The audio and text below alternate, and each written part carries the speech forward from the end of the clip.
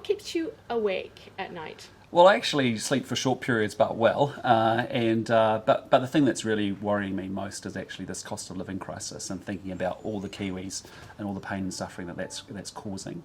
I had a great privilege, at the end of last year to go actually sit in on a budgeting service with a family, regular Kiwi family, 4 kids, average Kiwi home, but their mortgage rate had moved from 2% to 6%, and they were actually facing a mortgagee sale.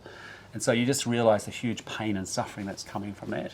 And I guess for me, thinking about going to government, I'm incredibly frustrated and angry about that, because I think poor economic management has actually caused huge pain and suffering for New Zealanders up and down this country. And so, that's what I'm really focused on, is how do we actually deal with the issue around inflation and get this cost of living under control, so we actually get on and actually realise all this great potential that we've got in this country.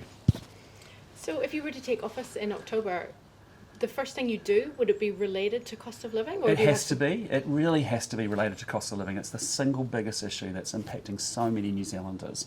That we have 20,000 New Zealanders now that are in arrears with their mortgage payments. We have about 1/2 of New Zealanders about to refix their mortgages in the next 6 months. And with that comes massive pain and suffering. And when you're thinking about parents, that are having to say no to their children because they can't afford things, when you actually think about the stress and anxiety it's putting into relationships inside those homes and what's going on for them, that's the thing that I have to be really focused on and deal to. So what will that one thing that you do when you take office, the first thing you do, the first order that you sign, what will that be? Well, look, for us, it'll be really making sure we've got a good grip on government spending, that every dollar of taxpayer money is actually going to actually deliver outcomes. I think we have squandered a huge amount of opportunity over the last 6 years, that we've actually got a government that has spent more, hired more bureaucrats and public servants, and yet delivered worse outcomes, and everything's going backwards. New Zealanders have to ask themselves, are you better off now than you were 6 years ago? And the short answer is no. And so that's got to be my focus. It's got to be single-minded, it's got to be clear-eyed, laser-focused on delivering that.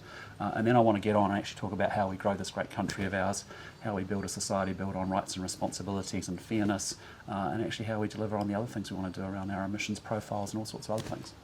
So if you make it to office and you leave office, what will be the one thing that you will want to have achieved in that time? I really want New Zealand to be a much more confident, external, outward-looking country. We have huge potential in this world. Honestly, it's a country full of endless potential, but we're just not realising it, and we're not solving the big challenges that we've got, or realising those opportunities that we have.